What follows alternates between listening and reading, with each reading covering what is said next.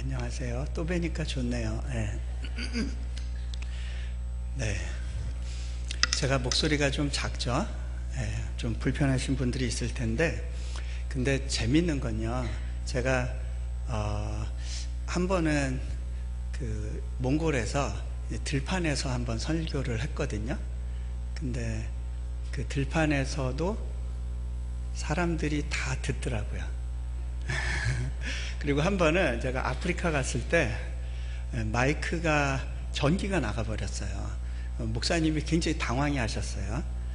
그냥 제가 조용히 앞에 나가서 하겠다고 하고 일반 목소리로 했어요. 근데 그렇게 시작을 하니까 전기가 들어오긴 했는데 그래도 들을 분들은 다 듣더라고요. 그래서 여러분들 혹시 소리가 작다고 느껴지시면 앞쪽으로 좀 나와 주시고요. 앞자리 비었어요. 잘 들릴 겁니다. 그래서 앞자리로 좀 나와 주시고, 또 이렇게 제가 혹시 설교가 좀 길어지더라도 좀 양해해 주시기 바랍니다. 저도 날이면 날마다 오는 게 아니고요. 저도 비행기 타고 왔거든요. 제가 비행기를 타려면 밤새 와야 돼요. 그리고 또 가려면 하루 종일 걸려서 가야 되고요. 도착해서도 한 3시간 정도를 또 가야 저희 캠퍼스가 나오기 때문에 저도 좀 그냥 짧게 하고 가기가 비행기 표값이 아까워서 좀 더 길게 할지 모르니까 좀 양해해 주시기 바랍니다. 잠깐 기도하겠습니다. 하나님, 오늘 이 시간 주님께서 주신 특별한 시간인데 한 명도 버려지지 않게 하시고, 또 말씀 가운데서 주님이 갖고 계신 큰 그림과 또 주님의 열정이 우리 가운데 부어지는 시간 되도록 인도하여 주십시오. 우리 주 예수 그리스도 이름으로 기도합니다. 아멘. 자, 여호와께 내 길을 맡기라, 그리하면 저가 이루신다 라고 말씀하셨는데, 여러분 이 삶을 경험하셨나요? 여러분의 삶 가운데 이 경험이 있어야 됩니다. 이 고백이 있어야 됩니다. 이 고백 없이 이 인생을 살았다면 여러분 좀 후회하셔야 되고요. 지금이라도 늦지 않았다라는 생각을 가지고 하나님께 맡기는 연습을 하셔야 됩니다. 제가 한 번은 몽골 초원에서 큰 산에 올라가서 아래를 내려다 본 적이 있었습니다. 거기에 강이 흐르고 있었어요. 그런데 그 강이 똑바로 흐를까요? 구불구불 흐르겠죠? 네. 제가 의문이 하나 들었어요. 저 강은 왜 저렇게 구불구불 흐를까? 근데 왜 제가 그 질문을 했냐면, 저의 삶을 보니까 몽골에서의 저의 삶이 저 강하고 비슷한 거예요. 제가요, 예전에는 다른 삶을 살았었습니다. 어떤 면에서는 직선 코스를 달려갔던 그런 삶을 살았습니다. 항상 빠른 길, 최단거리, 그렇게 삶을 이렇게 꾸려가는데 익숙해 있었습니다. 저는 누구보다 앞서가려고 노력을 했고요. 시간을 아끼는 것에 대한 관심이 참 많았습니다. 그래서 성경에서 제일 제가 순종하기 힘들어 했던 구절이 뭐냐면, 자, 오른뺨을 맞으면 왼뺨을 돌려대라, 그건 할 수 있겠어요. 그런데 누가 오리를 같이 가자 하거든 심리를 같이 가줘라, 이게 힘들더라고요. 이게 컨텍스트가 로마 병정들이 밭에서 일하는 농부들을 끄집어내 가지고 이 군장 대신 지게하고 오리를 가게 해주거든요. 오리까지 동행해야 될 의무가 있어요. 그런데 그 의무를 다하고 나서 나머지 오리까지 그 군장을 져주고 가준다, 쉬운 일이 아니잖아요. 일단 시간이 아까워서 못하겠는 거예요. 저에게 있어서는 돈보다는 시간이 참 이렇게 아까운 자원이라는 생각을 하면서 막 아끼면서 달려가는 삶이 있었어요.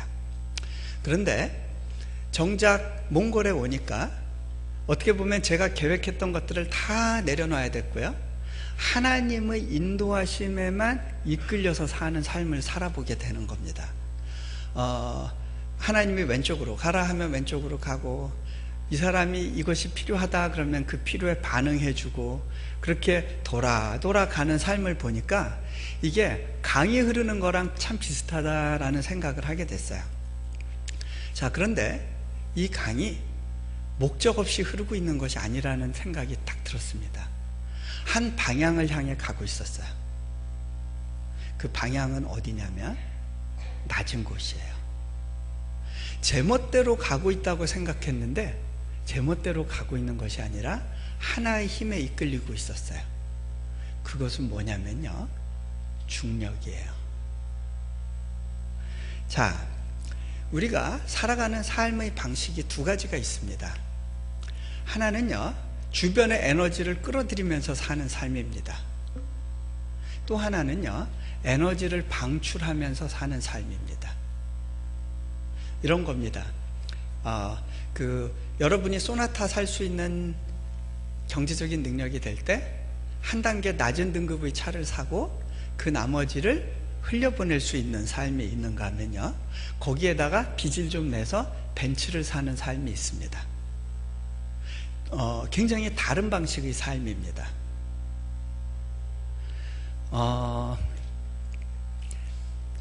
이 강을 보니까요, 강이 돌아가면 돌아갈수록 더 많은 지역이 푸르러지더라고요. 그 몽골 척박한 지역에 강이 지나가는 곳마다 푸르름이 깃들게 되고요, 나무가 자라고요, 거기에 동물들이 모이게 됩니다. 아하, 그렇구나. 저 강이 돌아가면 돌아갈수록 더 많은 지역이 푸르러지는구나. 그런 깨달음이 저한테 온 적이 있었습니다. 저는 어떻게 보면 직선 코스의 삶에서부터 곡선 코스의 삶으로의 굉장히 드라마틱한 변화를 갖게 된 케이스인데요. 제가 그리고 나서 제 삶, 지금까지 살아왔던 삶을 쭉 돌아보면, 아하, 하나님께 이끌려 왔구나. 이것 이상 귀한 것이 없구나 라는 고백을 하게 됩니다. 자, 제가 몇 가지만 제 삶 속에서 일어났던 어떤 하나님께 순종해야 됐던 어떤 삶의 여정 가운데 하나님께 순종하고 맡겼을 때 하나님께서 어떻게 일하셨는지를 좀 나눠보려고 합니다.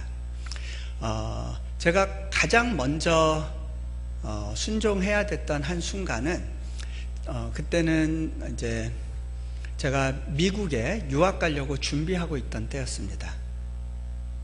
저는 중국사를 전공했고 중국사로 유학을 갈 생각을 하고 있었는데 하나님께서 제 인생 가운데 개입하셨어요.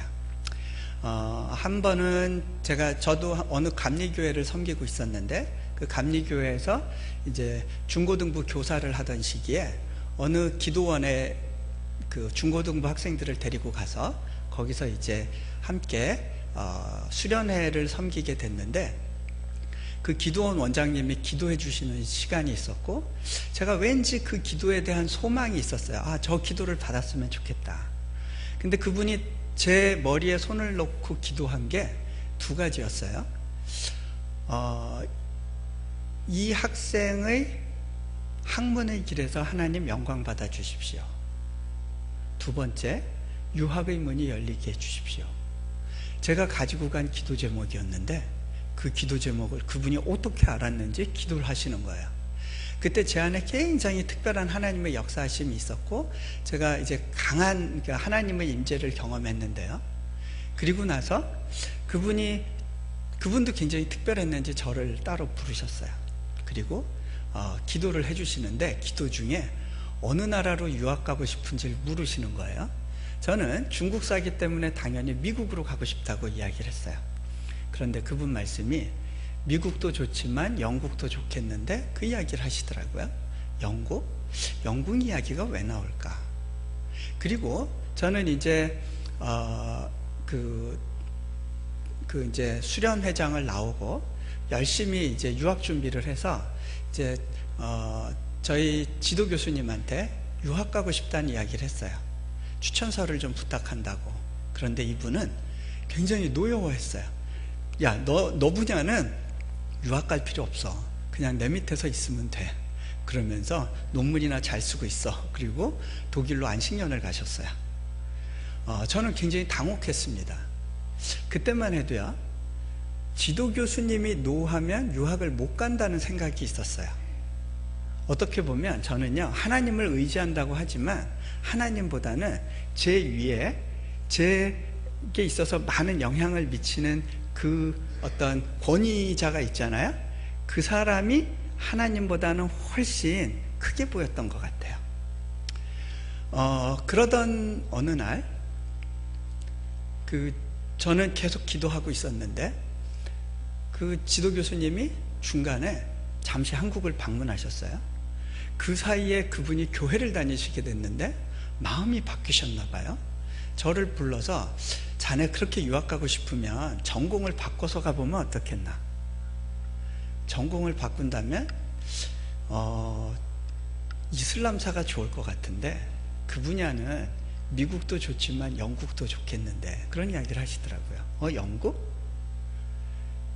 내가 기도할 때 들었던 나라 이름인데 그때 그 들었던 문장하고 똑같은 문장이 지도 교수의 입을 통해서 나올 때 제가 뭐가 있을 것 같다라는 생각이 들어서 그때부터 이제 기도하기 시작했어요.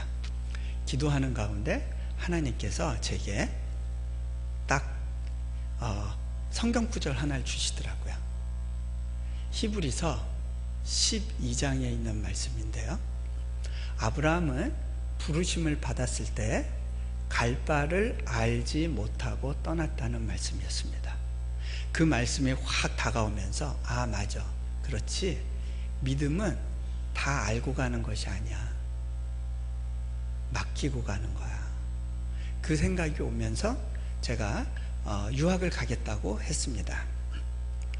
그 지도 교수님께 전공 바꾸겠습니다 말씀드렸어요. 여러분, 전공을 바꿔서 박사과정을 가면 받아줄 학교가 있을까요?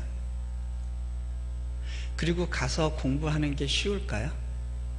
가뜩이나 언어도 다른 미국에서 공부하는데. 저한테 자신은 없었지만 믿음으로 반응했어요. 그런데 하나님께서 하버드 대학교에서의 공부의 길을 열어주셨습니다. 그래서 이제 미국에서 공부를 하게 됐고요. 저는 그때 왜 제가 이슬람사를 공부해야 되는지 몰랐습니다. 공부하면서 너무 힘들었어요. 왜냐하면 왜 이 공부를 해야 되는지 하나님께 물어도 가르쳐 주시지 않는 거예요. 나중에 저는 그리고 몽골로 선교사로 갔고 제가 공부한 걸 다 버려야 된다고 생각했었어요. 그런데요,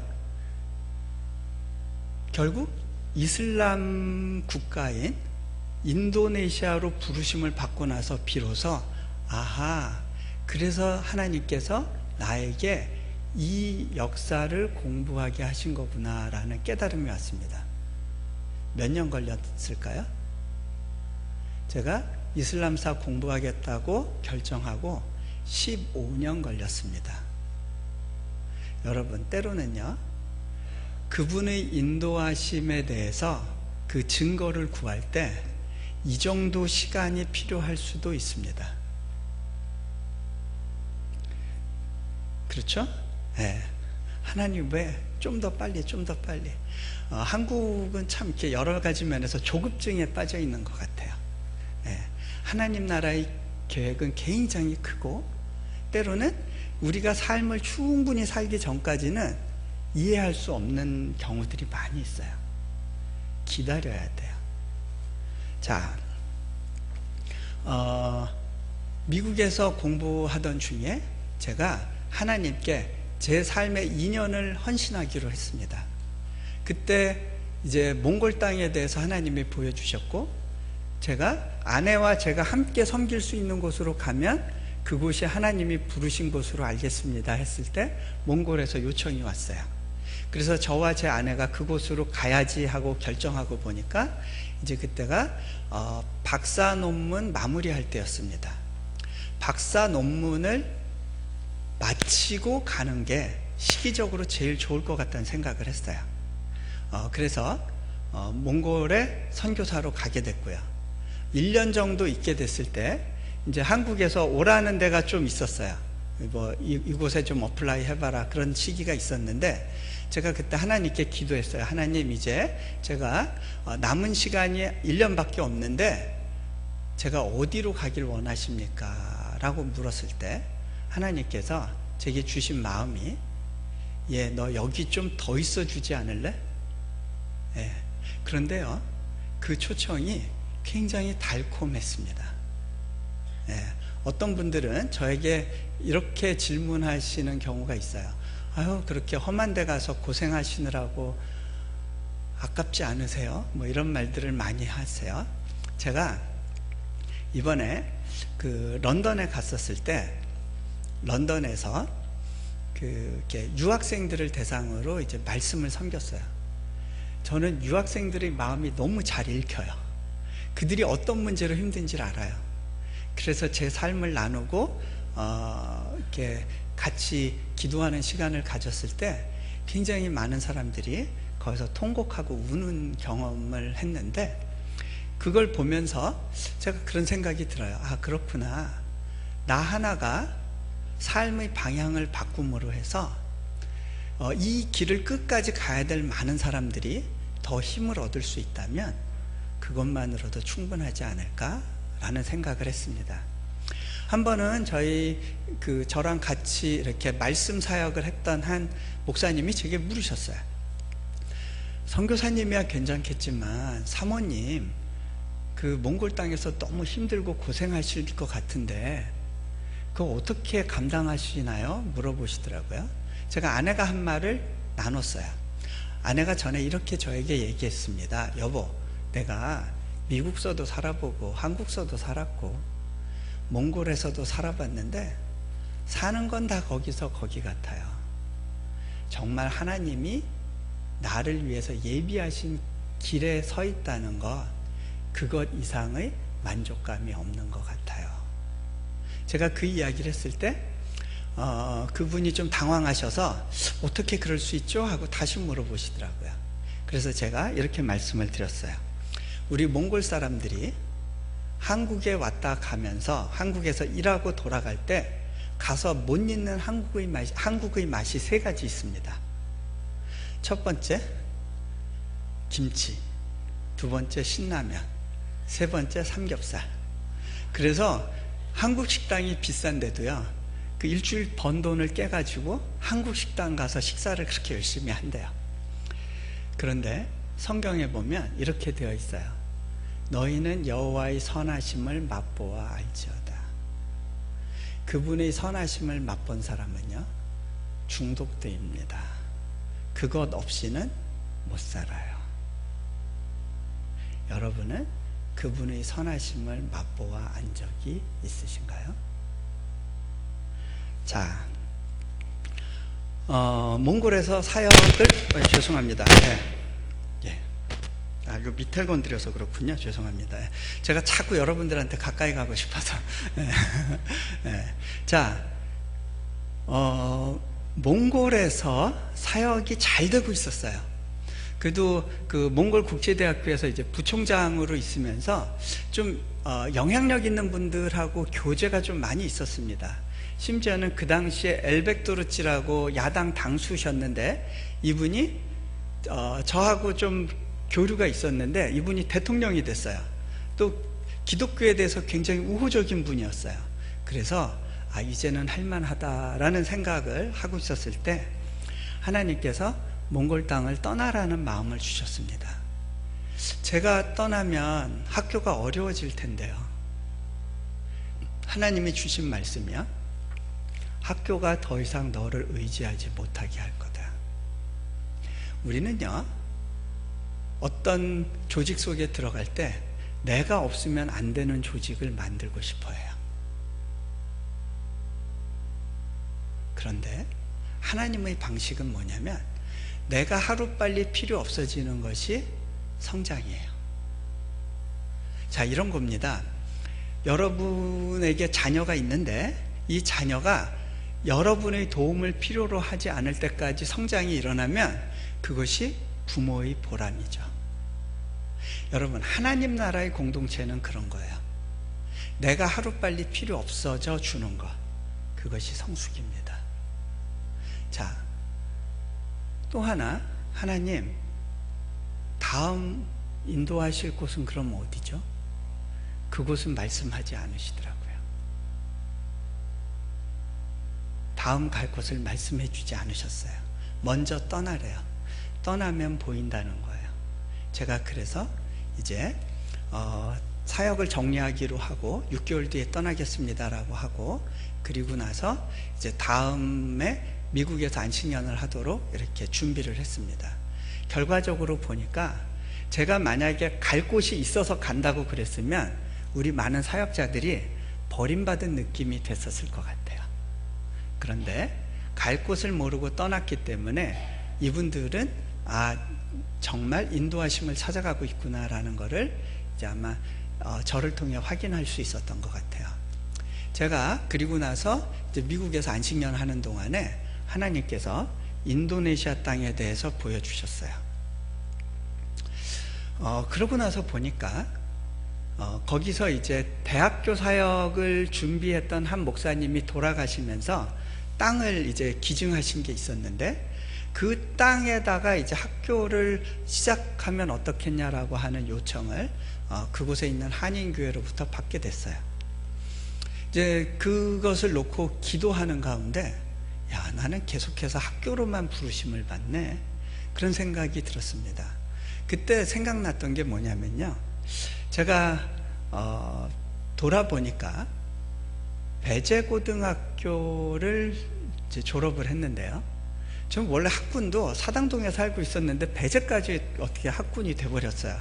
그래서 거기서 졸업을 하면서 무슨 생각을 했냐면, 아펜셀러 목사님이 세웠던 교회, 그 학교에서 101회 졸업생으로 졸업하는 것이 내 인생에 무슨 의미가 있을까? 뭔가 하나님이 숨겨두신 어떤 복선이 있을까? 막연하게 그런 생각을 한 적이 있었어요. 네. 그런데 돌아보니까 제가 아펜셀러 목사님이 이 땅에서 하셨던 일을 몽골과 인도네시아에서 부름받아 하고 있는 거구나 라는 생각을 했어요. 그러면서 그 목사님이 하늘나라에서 보시면서 굉장히 자랑스러우실 수도 있겠다, 그런 생각을 했고요. 그분의 씨가 이렇게 떨어진 거구나, 그리고 이렇게 열매 맺고 싹 트는 거구나 라는 그런 생각을 해보게 됐습니다. 하나님이 저보다 큰 계획을 가지고 계시고요, 그 계획은 100년, 200년 그 이전에 이미 시작되고 있었던 것이고요. 하나님께 내 인생을 맡겼을 때 하나님께서 이끄시고 예비하셨던 그런 큰 그림들을 같이 누릴 수 있게 되는 거구나, 이거는 세대를 거쳐서 가는 거구나, 그런 생각을 했습니다. 제가 인도네시아에서 이제 처음에 인도네시아가 어떤 나라인지도 몰랐어요. 그런데 그 나라에 들어가서 사역을 준비하면서 보니까 이 나라가 생각보다 중요한 나라더라고요. 제가 그 21세기에 선교의 동향을 이제 보게 되니까 21세기 선교는요, 아시아만 남았어요.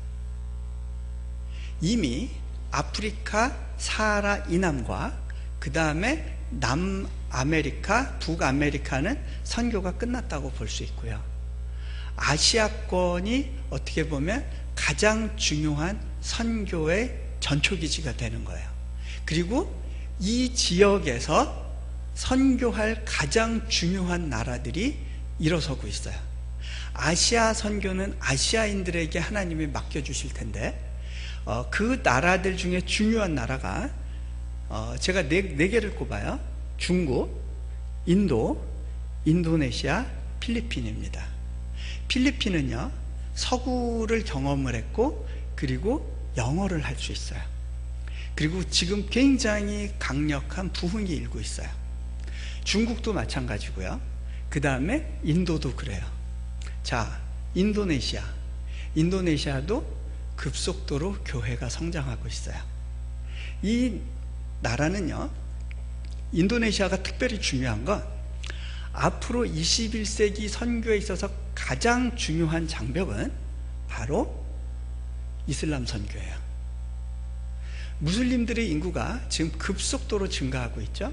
재미있는 게요, 항상 이단은 기독교의 발꿈치를 잡고 와요. 그리고 교회가 쇠퇴하는 지역에서는 이슬람의 성장이 일어나요. 지금 유럽이 그런 상황이에요. 예전에 초대교회가 강력하게 활동했던 로마 제국 시대를 열었던 그 지역의 대부분은 지금 이슬람화되어 있어요. 자, 예루살렘을 포함해서 초대교회의 성지들은 거의 대부분 이슬람 지역으로 들어가 있어요. 로마에도 지금 굉장히 많은 무슬림들이 들어가고 있어요. 자, 무슬림들은 인구를 많이 낳아요. 그리고 여태까지 이슬람화된 지역 중에 복음화된 예가 아직까지 없어요. 무력으로 다시 되찾은 지역이 유일하게 스페인하고 필리핀 정도예요. 자, 그런데 이 인도네시아에 굉장히 놀라운 변화가 일어나고 있어요. 1965년도에 여러 섬들에 굉장히 강력한 성령의 바람이 일었습니다. 그것과 관련해서 좋은 책이 하나 있어요. 그 책이 뭐냐면 급하고 강한 바람처럼이라는 책이 있는데, 멜텔이라고 하는 분이 그 당시에 일어났던 성령의 역사에 대해서 수기 형식으로 기록한 책이에요. 65년도, 어떻게 보면 공산주의자들이 인도네시아에서 가장 강하게 막 이렇게 암약하던 그 시기에 놀라운 성령의 부흥이 동반부에 일었어요. 지금으로부터 100여 년 전이죠. 50여 년 전이죠. 네. 그리고 난 다음에 그 지역을 중심으로 굉장히 많은 크리스찬들이 일어나기 시작했어요. 지금 비공식 통계로 2천만 명까지 교인들이 성장했다라고 하는 보고가 있어요. 그런데 교회도 성장이 일어났지만 이슬람도 굉장히 강한 성장을 보이고 있었어요. 인도네시아는 원래 좀 이렇게 건성으로 본인이 이슬람 교도라고는 하지만 실제로의 삶은 이슬람적인 삶을 살지 않는 분들이 대부분이었는데, 이 사람들이 라마단에 금식을 하기 시작하고 머리에 두건을 쓰고 그렇게 하기 시작했어요. 그 이유가 뭐냐면요, 학교에 이슬람 교육이 들어갔기 때문에 그래요. 반면에 많은 중국계 사람들이 더 좋은 교육을 시키기 위해서 크리스찬들이 세운 학교를 보내기 시작했고요. 그 결과 경제권을 잡고 있는 중국계 전체 인구 중에 한 75%가 크리스찬이 됐어요. 인도네시아는요, 교육의 힘이 굉장히 강한 나라예요.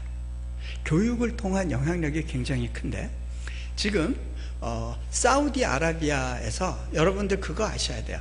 사우디아라비아에서는요, 전체 국가재정의 3%, 왕실 재정의 3%, 세금의 3% 해가지고 어마어마한 자본을 만들어서 그거를 이슬람 선교를 위해서 사용해요. 어느 정도를 쓰느냐? 1년에 300억 불. 기독교 선교단체 중에 가장 많은 예산을 쓰는 데가 미국 남침례교단인데, 전체 1년 예산이 2억 불인데요. 그것도 매년 줄이고 있어요. 자, 그렇게 많은 재정의 대부분이 어디로 들어가느냐? 학교로 들어가요. 크리스찬 아이들이 들어오면 무상으로 교육을 시켜줘요. 그리고 개종을 하면 대학원도 보내주고요, 계속해서 장학금을 줘요. 자, 그런 가운데 굉장히 첨예한 전쟁이 벌어지고 있어요. 인도네시아는요, 그 이슬람권 선교를 위한 굉장히 중요한 교두보입니다. 이 땅에서 교회가 세워질 뿐만 아니라 좋은 크리스찬 학교들이 뿌리 내릴 수 있게 되면, 그러면 앞으로 이슬람권 선교에 있어서 굉장히 중요한 플랫폼을 우리가 얻을 수 있게 됩니다. 그런데 이 일은요, 제가 보니까 서구 선교사들은 할 수 없어요. 왜냐하면 아무리 이렇게 뭐 프로그램이나 이런 뭐 어떤 계획을 세워도 불가능하다라는 것을 보면 이 사람들은 움직이지 않아요. 그런데 정말 하나님이 하라시는 거에 대한 확신을 가지고 그분을 신뢰하는 마음으로 한 팀이 만들어졌을 때 굉장히 놀라운 일들이 이루어질 수 있다는 것을 제가 인도네시아에서 섬기면서 좀 경험하고 고백하는 부분입니다. 놀라운 건 일이 진행되고 있다는 거고요. 저는 4년 전만 하더라도 이거는 불가능한 사역이라고 제 자체적으로는 진단을 했었어요. 제 사역자의 경험과 또 교육자로서의 경험으로 볼 때 이거는 불가능한 사역이다. 근데 제 생각과는 달리 이것이 이루어지는 것을 계속해서 보고 있습니다. 어떻게 보면 제가 생각했던 것보다 더 빨리 지금 뭔가가 진행되어 가고 있고, 저는 뭔가 이렇게 떠밀려 가고 있다는 생각을 합니다. 그런데요, 제가 이 사역을 하면서 몇 가지 좀 중요한 포인트로 갖고 있는 것이 있는데, 그것만 몇 가지 좀 나눠 드릴게요. 이런 이슬람권의 사역은요, 한 세대에 뭔가가 이루어진다기보다는 여러 세대에 걸쳐서 수많은 분들의 보이지 않는 헌신과 희생과 수고를 통해서 되어진다는 겁니다. 제가 이 사역을 놓고 굉장히 고민하고 있던 어느 시점에서 중국을 방문하게 됐는데, 중국의 어느 고산지대의 호숫가를 거닐게 됐어요. 그런데 호수 한가운데서 나무가 자라더라고요. 어떻게 호수 한가운데 나무가 자라지? 보니까 몇 그루가 자라고 있어요. 어떻게 가능할까? 제가 물밑을 보게 됐습니다. 물밑에 거대한 나무가, 물가에서 자란 나무가 호수 한가운데로 쓰러져 있어 준 거예요. 그 쓰러진 나무가 물 밖으로 나오는 것이 아니라 수면 아래에서 일정한 거리를 유지하고 거기에 머물러 주게 된 거예요. 그런데 그 나무를 지탱하는 또 다른 나무들이 그 호숫가에 쌓여 있더라고요. 그렇게 해서 그 나무를 영양분 삼아서 그 새로운 나무가 자라는 것을 보게 됐어요. 아하, 이런 방법이 있었구나. 제가 생각할 때 이슬람권 사역은 불가능한 사역이었어요. 거기에 뭔가를 심는 건 불가능했어요. 마치 호수 한복판에 나무를 자라게 하는 것과 마찬가지예요. 그런데 그 나무가 자랄 수 있는 방법이 있었어요. 제가 보니까 인도네시아에 45년 전에 선교사로 가셔서 거기서 선교하시고 한인교회를 세우셨던 한 목사님께서 대학 사역을 꿈꾸면서 땅을 사놓으신 것이 있었어요. 그리고 그 지역에 이미 오래전부터 한인들이 들어가서 거기서 하나님을 만나게 되고 또 교회를 섬기다가 인도네시아 시민권을 받은 사람들이 있어서 외국인으로서는 불가능한 일들을 그분들을 통해서는 가능하게 되는 것들이 있게 됐어요. 그렇게 해서 제가 가기도 전에 그곳에서 땅을 사놓고 기도하고 준비했던 분들과 새로운 세대가 만났을 때 거기에서 아름다운 일들이 스파크가 일면서 벌어지게 되는 것을 보게 됩니다. 자, 제가 이 대학을 운영하면서 두 가지를 바라보고 있어요. 하나는 크리스찬들이 그 땅에서는요 굉장히 주눅들어 있어요. 우리는 아무것도 할 수 없어. 당장 대학을 가면 개종 압력에 시달리고요, 결혼을 위해서 또 개종을 해야 되는 경우들이 많이 있습니다. 그런데 이들에게 꿈을 심어주고 크리스찬 리더로 이 땅에 설 수 있도록 세워주고, 그렇게 해서 많은 인재들을 키워주는 것도 너무 귀한 일이겠다. 또 거기에 무슬림들이 들어오게 되면요, 무슬림은 굉장히 공동체성이 강합니다. 여러분, 교회보다는 그게 몇 배 강해요. 교회에서는 누가 고아가 됐다고 해서 교회 공동체에서 걷어서 키워주지 않잖아요. 이슬람에선 그렇게 해요. 그래서 고아원이 필요 없대요. 자, 그런 공동체 속에서 살던 사람을 분리해내는 건 불가능합니다. 한 예로 터키에서요, 크리스찬들이 개신교 크리스찬들이 한 500명 됩니다. 크리스찬 선교사 숫자가 500명입니다. 누적 숫자로는 2만 명의 선교사가 다녀갔습니다. 개인이 들어가서 그 공동체와 대결하는 건 불가능합니다. 그런데 가능한 방법이 있습니다. 공동체를 만들어서 그들이 새로운 공동체에 뿌리 내릴 수 있게 도와주는 겁니다. 학교가 굉장히 좋은 보호막이에요. 특히 대학을 졸업하면 일자리와 연결이 돼요. 그렇기 때문에 특별히 또 인도네시아 학교에서는 기숙사가 없는데 우리는 기숙사를 활용해서 많은 학생들이 기숙사 생활을 통해서 전염될 수 있도록 우리가 좋은 공동체를 만들고, 그 공동체를 통해서 무슬림 학생들한테 영향을 미칠 때 아름다운 하나님 나라의 확장이 우리 학교에서부터 시작될 수 있고, 그렇게 해서 변화된 학생들은 다른 이슬람권에도 선교사로 나갈 수 있겠다라고 하는 그런 기대가 있어요. 그리고 우리가 세우는 초중고는 작은 학교 모델인데, 이런 학교들을 우리 학생들이 대학 졸업하고 난 다음에 자신의 출신 동네에다가 교회와 함께 세울 수 있으면, 그러면 우리가 이슬람 교육의 어떤 그 강력한 파고와 맞설 수 있는 어떤 좋은 열매가 만들어지지 않을까, 그런 기대를 해보게 됩니다. 이 일을 위해서 달려가고 있고요. 처음부터 이런 그림을 그릴 수 있었냐 하면 그렇지 않습니다. 돌아보면요, 제가 하나님께 제 삶을 드리겠습니다, 제 길을 하나님께 맡기겠습니다 라고 고백했었을 때, 어떻게 보면 하나님께서 오래도록 그렇게 할 누군가를 찾고 있으셨구나 라는 생각을 해보게 됩니다. 그리고 제가 하나님께 제 인생을 맡겼을 때 하나님께서는 이미 갖고 계셨던 아름다운 계획을 가지고 저를 이끌어가기 시작하셨고, 또 지금도 그렇게 인도하고 계시다는 생각을 하게 됩니다.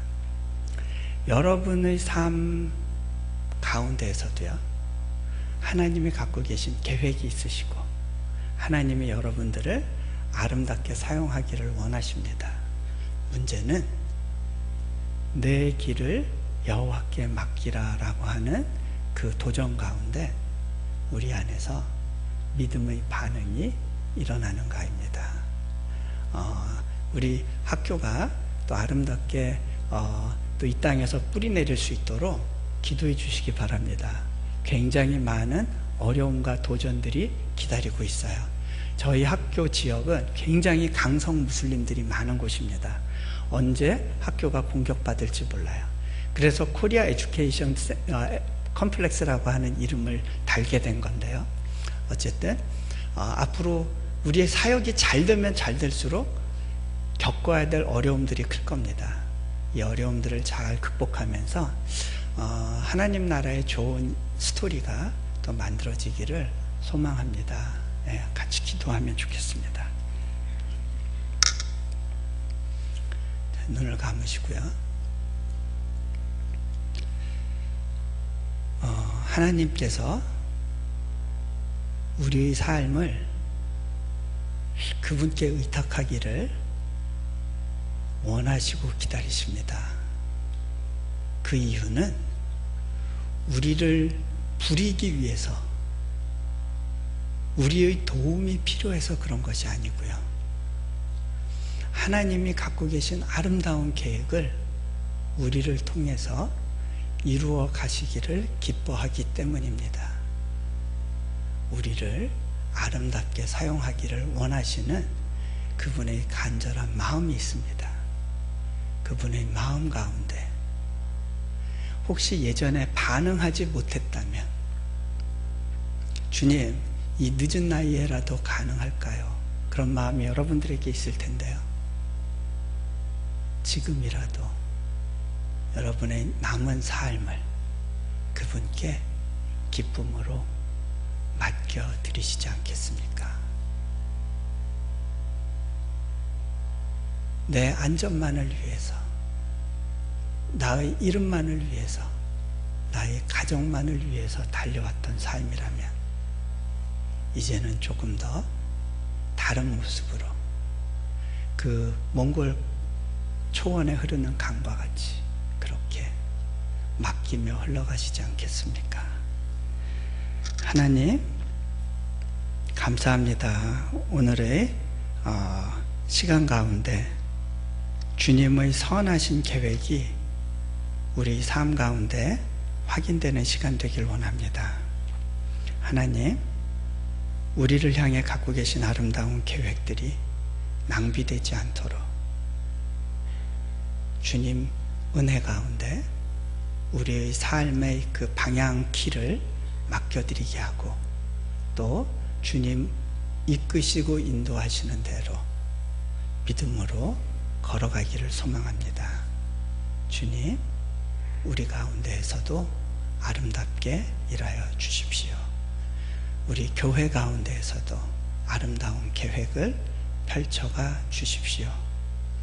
꿈이 없는 백성은 방자히 행하다 망한다고 했는데, 주님, 우리를 불쌍히 여기시고 지금이라도 아름다운 꿈으로 충만케 하여 주십시오. 우리 주 예수 그리스도 이름으로 기도합니다.